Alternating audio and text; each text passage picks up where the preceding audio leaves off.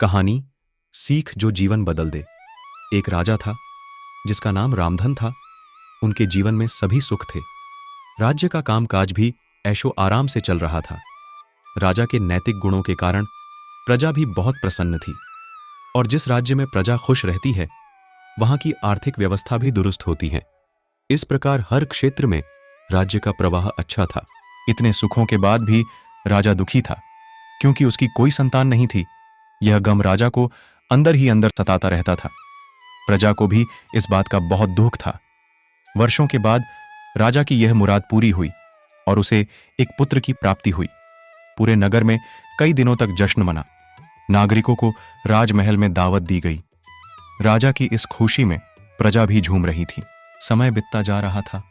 राजकुमार का नाम नंदन सिंह रखा गया। पूजा पाठ एवं इंतजार के बाद राजा को संतान प्राप्त हुई थी, इसलिए उसे बड़े लाड़ प्यार से रखा जाता था।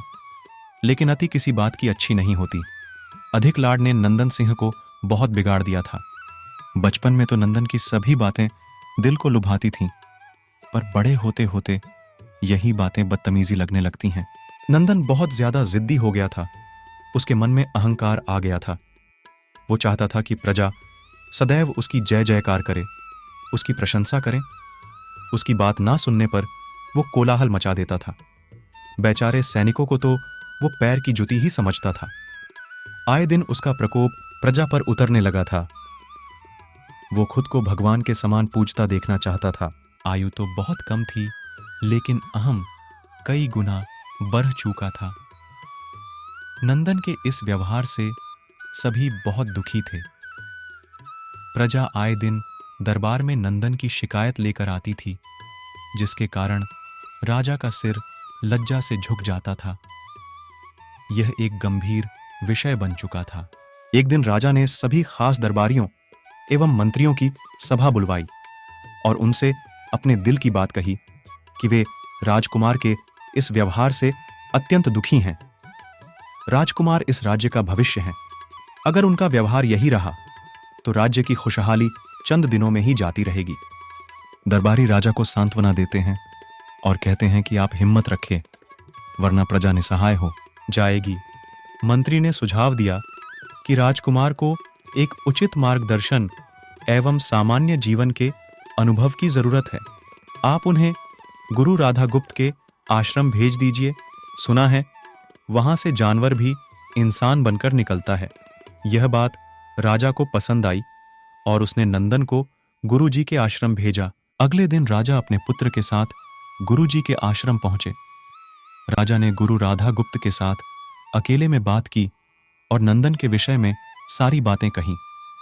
गुरुजी ने राजा को आश्वस्त किया कि वे जब अपने पुत्र से मिलेंगे तब उन्हें गर्व महसूस होगा। गुरुजी के ऐसे शब्द सुनकर राजा को शांति महसूस हुई और वे सहर्ष अपने पुत्र को आश्रम में छोड़कर राजमहल लौट गए। अगले दिन सुबह गुरु के खास चेले द्वारा नंदन को भिक्षा मांगकर खाने को कहा गया, जिसे सुनकर नंदन ने साफ इनकार कर दिया। चेले ने उसे कह दिया कि अगर पेट भरना है तो भिक्षा मांगनी होगी और भिक्षा का समय शाम तक ही है, अन्यथा भूखा रहना पड़ेगा। नंदन ने अपनी अकड़ में चेले की बात नहीं मानी और शाम होते होते उसे भूख लगने लगी, लेकिन उसे खाने को नहीं मिला। दूसरे दिन उसने भिक्षा मांगना शुरू किया।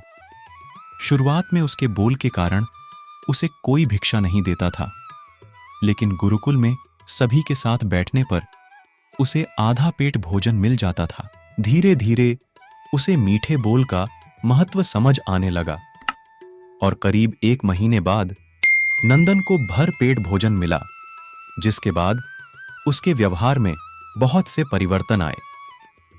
इसी तरह गुरुकुल के सभी नियमों ने राजकुमार में बहुत से परिवर्तन किए, जिसे राधागुप्त जी भी समझ रहे थे। एक दिन राधागुप्त जी ने नंदन को अपने साथ सुबह सवेरे सैर पर चलने कहा। दोनों सैर पर निकल गए।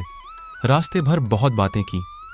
गुरु जी ने नंदन से कहा कि तुम बहुत बुद्धिमान हो और तुम में बहुत अधिक ऊर्जा है, जिसका तुम्हें सही दिशा में उपयोग करना आना चाहिए।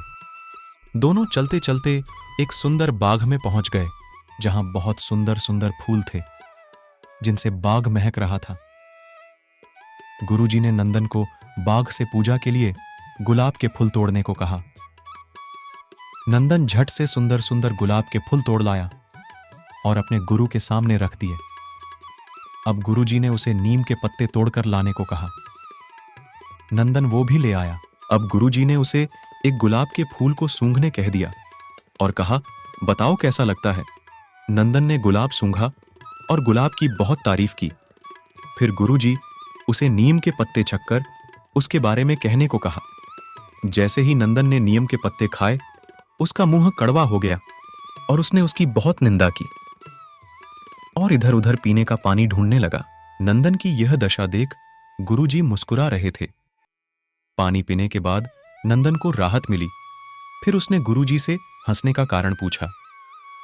तब गुरुजी ने उससे कहा कि जब तुमने गुलाब का फूल सूंघा तो तुम्हें उसकी खुशबू बहुत अच्छी लगी और तुमने उसकी तारीफ की, लेकिन जब तुमने नीम की पत्तियां खाई तो तुम्हें वो कड़वी लगी और तुमने उसे थूक दिया और उसकी निंदा भी की।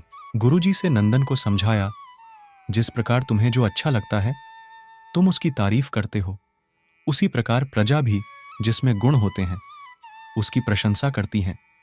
अगर तुम उनके साथ दुर्व्यवहार करोगे और उनसे प्रशंसा की उम्मीद करोगे तो वे यह कभी दिल से नहीं कर पाएंगे। इस प्रकार जहां गुण होते हैं वहां प्रशंसा होती है। नंदन को सभी बातें विस्तार से समझ आ जाती हैं और वो अपने महल लौट जाता है। नंदन में बहुत परिवर्तन आता है और वो बाद में एक सफल राजा बनता है और प्रजा भी उससे बहुत खुश रहने लगता है और दिल से राजा का प्रशंसा करता है।